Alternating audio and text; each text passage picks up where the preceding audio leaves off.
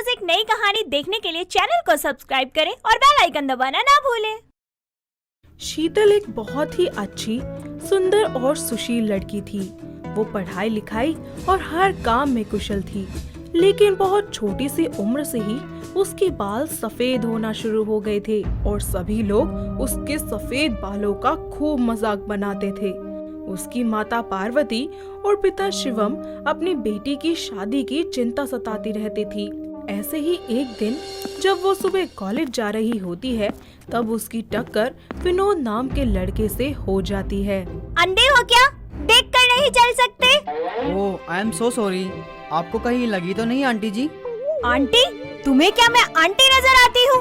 ओह, पर आपके तो सफेद बाल हैं। हाँ तो क्या हो गया? अगर मेरे बाल सफेद है तो क्या तुम मुझे आंटी बोलोगे? तमीज नहीं है लड़की से बात करने की? ओह नहीं, मुझे माफ कर दीजिए। I am really sorry.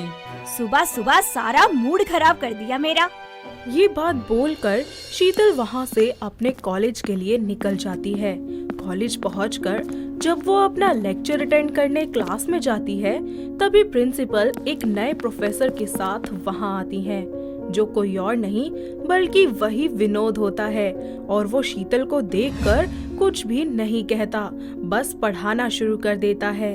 और लेक्चर खत्म होने के बाद जब वो जा रहा होता है, तब शीतल उसके पीछे जाती है और उससे रोककर उससे कहती है, हेलो सर, मेरा नाम शीतल है। आई एम सॉरी, पता नहीं मैंने गुस्से में आपको क्या क्या बोल दिया आज। इट्स ओके, वैसे गलती मेरी ही थी। मैंने भी तुम्हें आंटी बोल दिया था।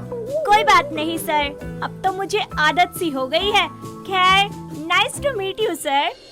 ऐसे ही समय बीतता जाता है। विनोद और शीतल का रिश्ता गुरु शिष्य का कम और दोस्ती का ज्यादा हो जाता है। ऐसे ही एक दिन जब वो दोनों कैंटीन में बैठे होते हैं, तब आसपास के स्टूडेंट्स उन दोनों को देखकर उन पर तरह तरह की बातें करने लगते हैं। अरे अरे देखो इन दोनों को, उम्र का तो कोई लिहाज ही नहीं है, शर्म तो बेच खाई है। हाँ, और सर ये चॉइस को भी ना मानना ही पड़ेगा। ओ भाई, ओ एकदम अपनी उम्र के जैसी दिखने वाली लड़की फंसाई है सर ने, एकदम। अरे वो कैसे? वो इसलिए, और शीतल का बाल तो देखो, ओ भाई ऊपर से लेकर नीचे तक चांदी चांदी है। उन लोगों की बातें सुनकर शीतल काफी ज्यादा परेशान हो जाती है और रोती हुई वहाँ से भागने लगती है। विनोद उसे चुप करवाने के लिए उसके पीछे जाता है और उसे रोककर कहता है, शीतल क्या हुआ, मुझे बताओ। ये लोग मुझे चैन से जीने क्यों नहीं देते हैं? अगर मेरे बाल सफेद है तो क्या मुझे जीने का हक नहीं है? शीतल मेरी बात सुनो। देखो, लोग तो बोलेंगे, वो कभी चुप नहीं होंगे। बस तुम अपना काम से काम रखो। विनोद की बातें सुनकर उसे थोड़ा अच्छा लगता है। समय बीतता जाता है। दोनों के बीच की नजदीकियां और भी ज्यादा गहरी हो जाती हैं और वो एक दूसरे से प्यार करने लगते हैं। शीतल उसे अपने प्यार का इजहार करने के लिए कॉलेज खत्म होने के बाद एक रेस्टोरेंट में लेकर जाती है। अरे शीतल, आज कोई स्पेशल डे है क्या जो हम यहाँ आए हैं? विनोद, आज मुझे आपसे कुछ जरूरी बात करनी है। हाँ हाँ बोलो, क्या बात करनी है? दरअसल मैं आपसे कहना चाहती थी कि मैं तुमसे बहुत प्यार करती हूँ।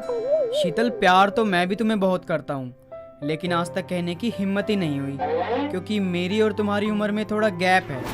तुम एक कॉलेज स्टूडेंट हो और मैं एक प्रोफेसर। ये कैसी बातें कर रहे हैं आप? आपको याद है ना कि आप ही ने कहा था कि लोग चाहे जो भी कहे, हमें उनकी बातों पर ध्यान नहीं देना चाहिए और अपनी खुशियों को, अपने हक को कभी दबाना नहीं चाहिए।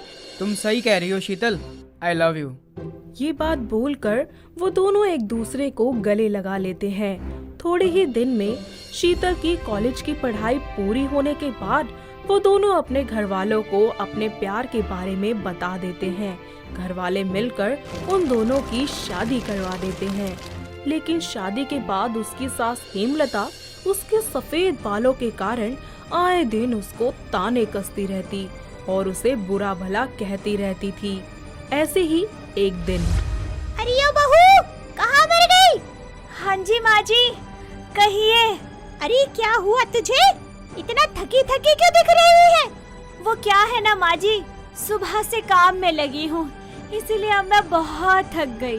क्या? इतनी जल्दी थक गई? अभी तो तुझे छत की सफाई करनी है।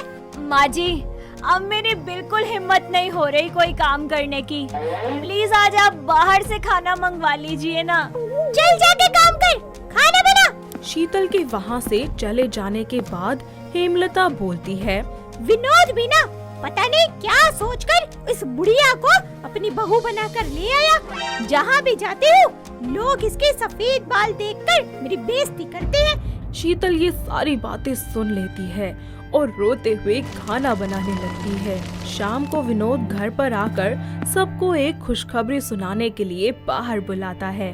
माँ जी, शीतल, कहाँ हैं आप दोनों? अरे बेटा क्या बात है, इतना क्यों चिल्ला रहा है?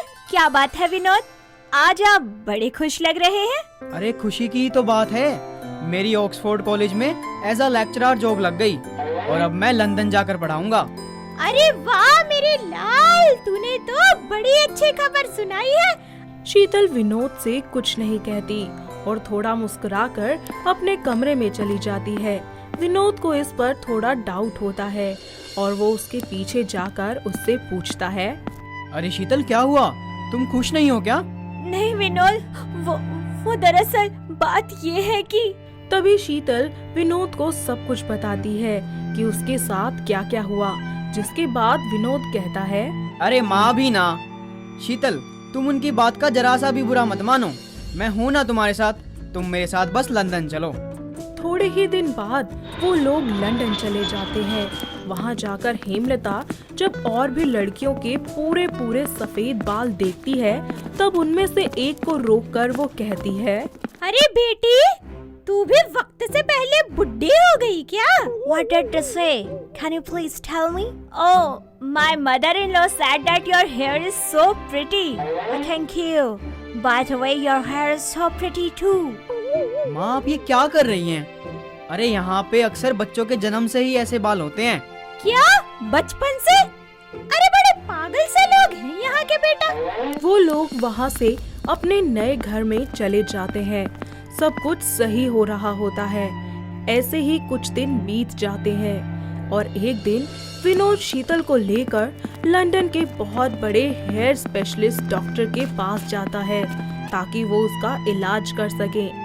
लेकिन डॉक्टर्स उसके इलाज में कॉम्प्लिकेशंस बताकर मना कर देते हैं, जिसके बाद वो दोनों वापस घर आ जाते हैं और एक दूसरे से बात करते हैं।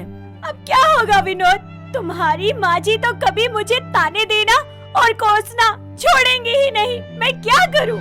अरे कोई बात नहीं शीतल, जो भी होगा मैं तुम्हारे साथ हूँ। हेमलता दरवाजे के पीछे से उन दोनों की सारी बातें सुन लेती है। ऐसे ही समय बीतता जाता है।